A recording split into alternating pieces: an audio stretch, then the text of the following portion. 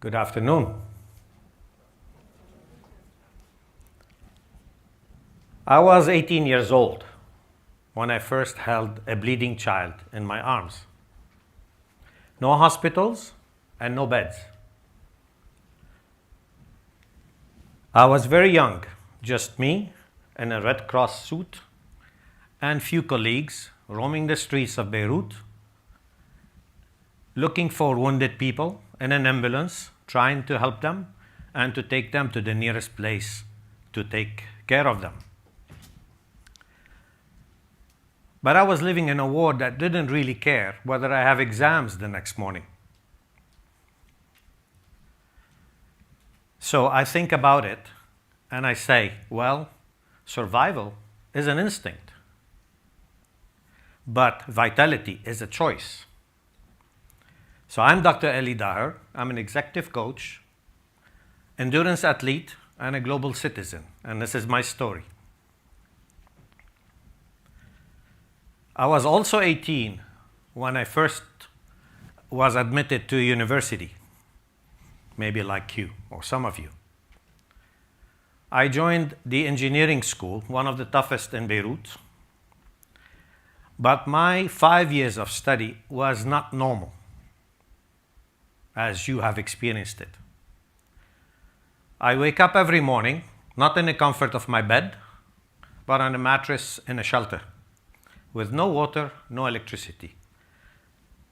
It was a struggle to get ready to go to university. My journey, albeit it was 15 minutes by car, was a completely different adventure. It was more like a Russian roulette, because you never know when a rocket would hit your path while going to the university. Now, coming to university, we had a beautiful building just like that. However, we start in a classroom, but occasionally, since we have a nearby rocket launcher platform, when we hear the rocket starting to go somewhere, we immediately go down to the shelter and we continue studying because retaliation might be coming. So we alternated the day, part of it in the classroom, part of it in the shelter. And that was my 5 years. This whole experience, I reflected on it. I graduated top of my university. I was the honor student, valedictorian. And I reflect, what has made me succeed? I landed a beautiful job. So I look, is it my resilience? Is it my adaptability? Is it my sense of survival? Is it the need to succeed? Is it the focus? Is it the energy? I didn't know what to describe and how to describe it back then. But today, I know this is the birth of vitality. This is a true definition of vitality.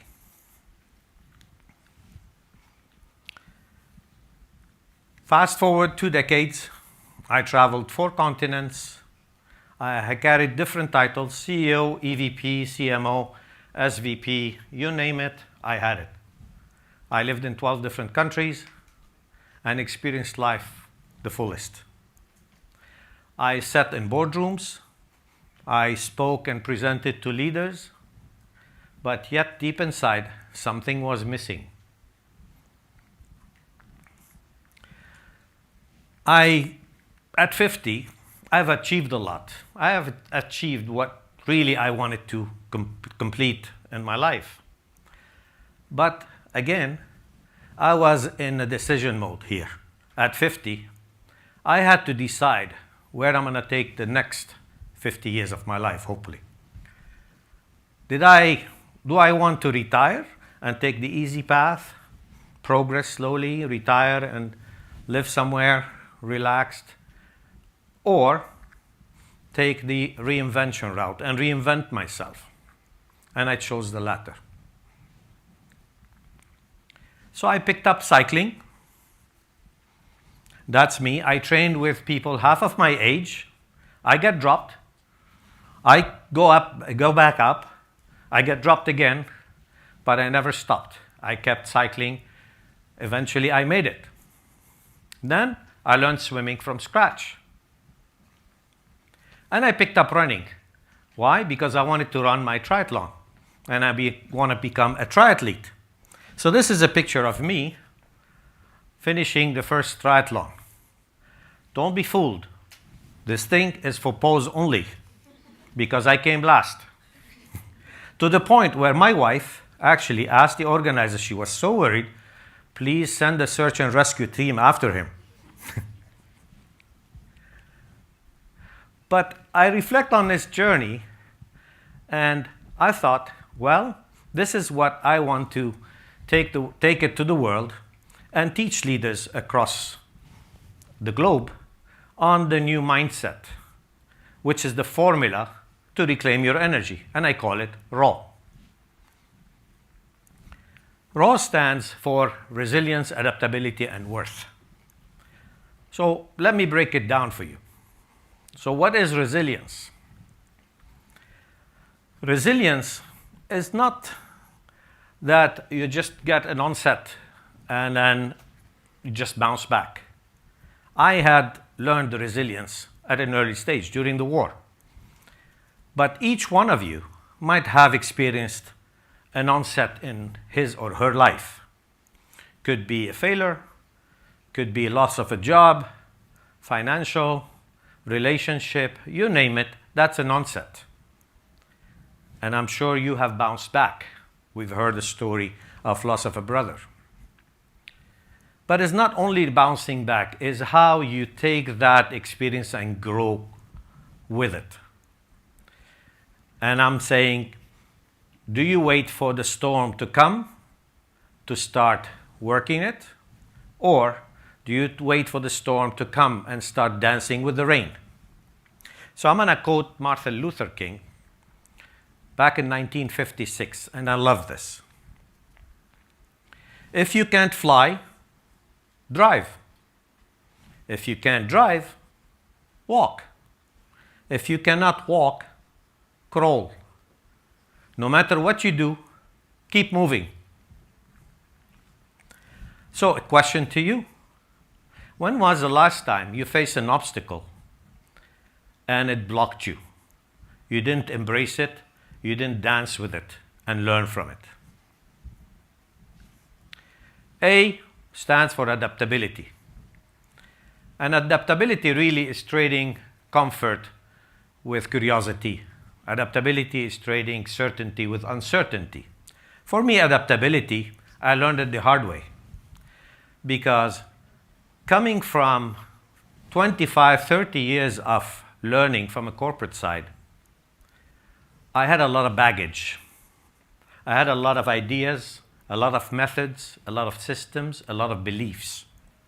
And I come to this modern age, and I start putting those old, maybe outdated methods to the practice. And I tell you what, some of them failed. So I had to really identify, be cognizant that some of my old methods won't serve me anymore. I had to shut them off and then unlearn to relearn. And that's my motto in life. And I tell this to all the senior leaders across the world. You need to start unlearning to relearn.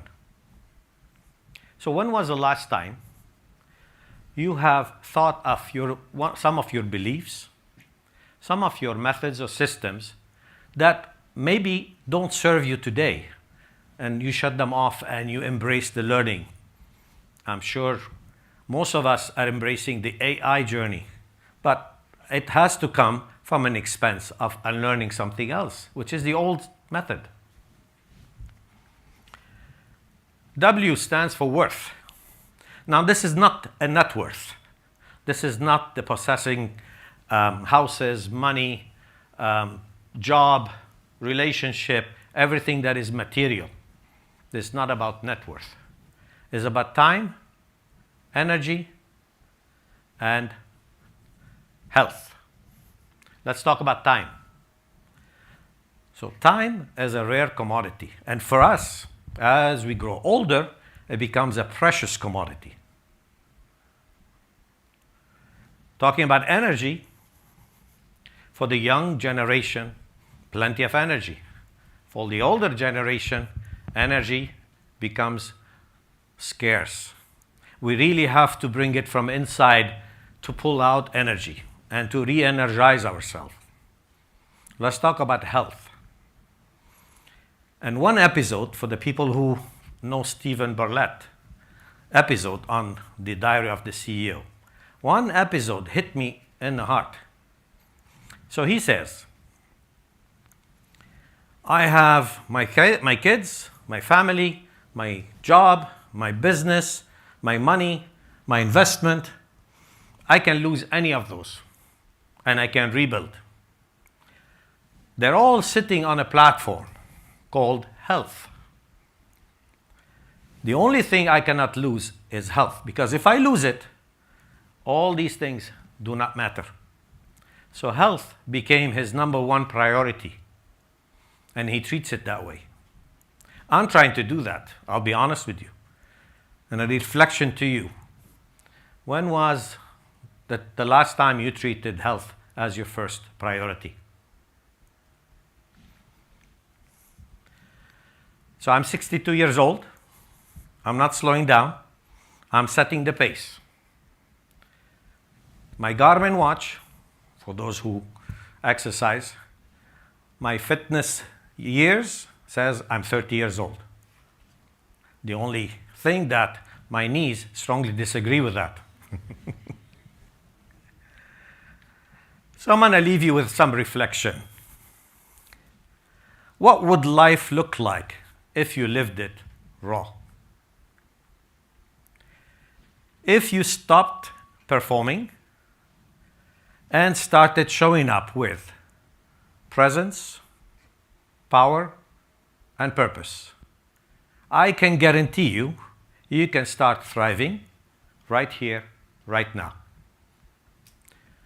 So here we are. Let's go live the life raw. Thank you.